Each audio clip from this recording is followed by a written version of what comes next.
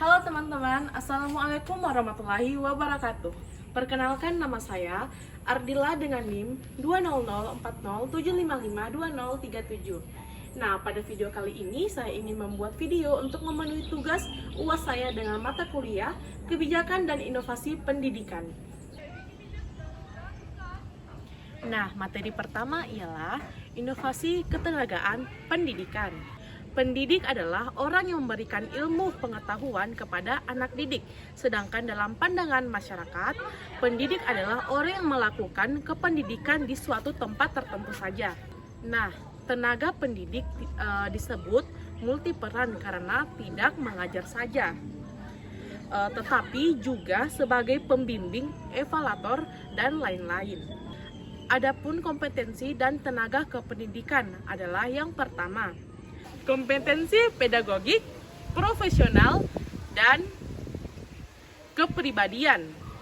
Tenaga pendidikan adalah masyarakat yang mengabdikan dirinya dan diangkat untuk menunjang penyelenggaraan pendidik. Tenaga kependidikan dibedakan menjadi tenaga fungsional, tenaga struktural, dan tenaga teknik kependidikan. Nah, adapun tugas-tugas dari pendidik ialah: pertama, korektor; kedua, inspirator; ketiga, informator; organisator; motivator; inisiator; fasilitator; pembimbing; demonstrator; pengelolaan kelas; mediator; dan supervisator. Nah, materi kedua ialah inovasi bidang manajemen organisasi pendidikan. Apa sih itu MBS?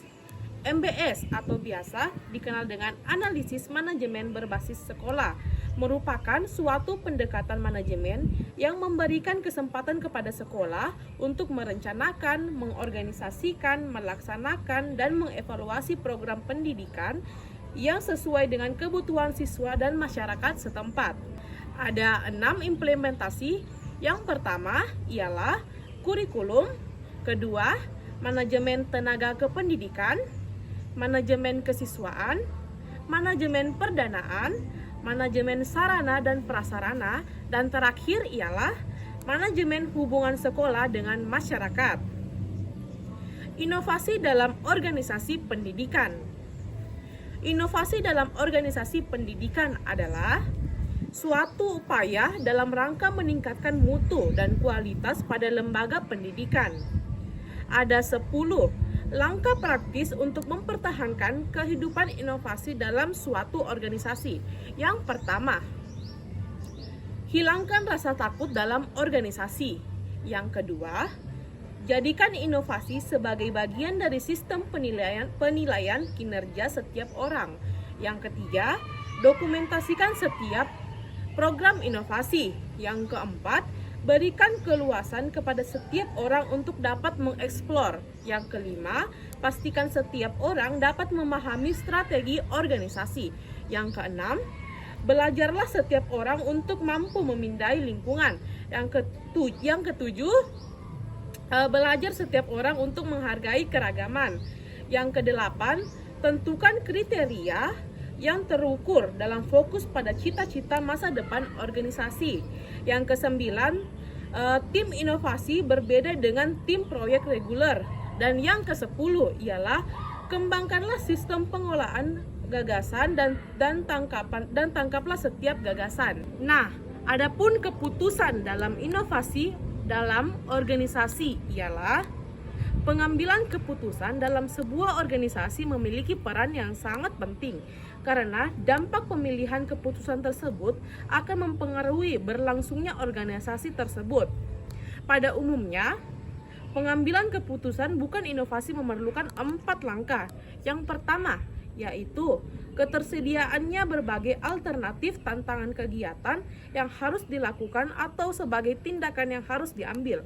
Yang kedua, tersediaan rangkaian konsekuensi dari setiap alternatif kegiatan atau tindakan yang harus diambil atau dipilih. Yang ketiga, menyusun urutan atau ranking konsekuensi dari setiap alternatif. Dan yang keempat, memilih salah satu alternatif yang penting, menguntungkan dan paling mudah dilaksanakan. Dan selanjutnya ialah ada dua macam keputusan inovasi dalam suatu organisasi. Yang pertama, keputusan otoritas, dan yang kedua, keputusan kolektif. Nah, materi ketiga ialah inovasi bidang kurikulum pendidikan. Inovasi bidang kurikulum pendidikan ada 3. Yang pertama, inovasi kurikulum pembelajaran. Yang kedua, prosedur pengembangan kurikulum berbasis keterpaduan. Ketiga, jenis inovasi dalam kurikulum dan pembelajaran. Inovasi kurikulum dan pembelajaran. Pembaruan pendidikan sebagai tanggapan baru terhadap masalah-masalah pendidikan. Inovasi pendidikan sebagai upaya untuk mengembangkan pendekatan yang lebih efektif dan ekonomis. Masalah-masalah yang dibahas tadi ialah: pertama, kurang meratanya pelayanan pendidikan. Kedua, kurang serasinya kegiatan belajar dan tujuannya. Ketiga, belum efisien dan ekonomisnya pendidikan. Keempat, belum efektif dan efisien sistem penyajian. Kelima, kurang lancar dan sempurnanya sistem informasi kebijakan. Dan keenam, kurang dihargainya unsur kebudayaan nasional. Dan ketujuh, kurang bangga dengan identitas nasional. Nah, prosedur pengembangan kurikulum berbasis keterpaduan. Yang pertama, tujuan sumber unit. Kedua, kriteria penyusunan rencana umum. Ketiga, organisasi dan isi rencana umum. Adapun jenis-jenis inovasi dalam kurikulum dan pembelajaran. Yang pertama, pembelajaran kurikulum K13. Dan yang kedua, penyelenggaraan sekolah lanjutan pertama terbuka atau biasa kita sebut SLTP. Yang ketiga ialah pengajaran melalui modul. Nah, materi keempat atau materi terakhir kita pada hari ini yaitu monitoring evaluasi dalam inovasi pendidikan. Hakikat monitoring evaluasi. Monitoring sendiri adalah sebuah kegiatan untuk mendapatkan informasi tentang pelaksanaan dari penerapan kebijakan. Sementara itu, evaluasi sendiri adalah proses untuk mendapatkan informasi tentang hasil, di mana informasi ini dibandingkan dengan sasaran atau target yang telah ditetapkan.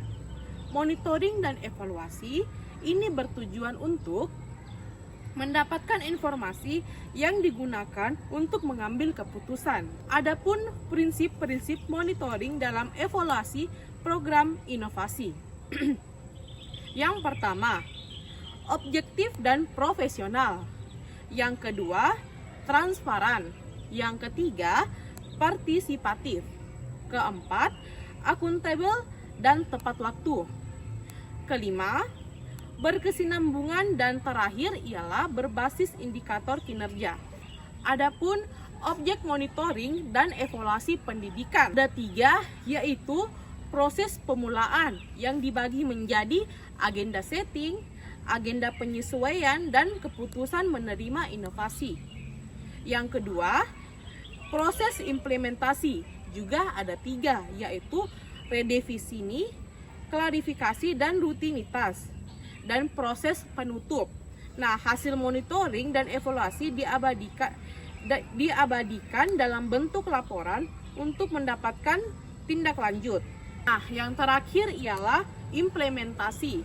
Nah, adapun ada 2, dibagi menjadi 2, yaitu implementasi internal dan eksternal.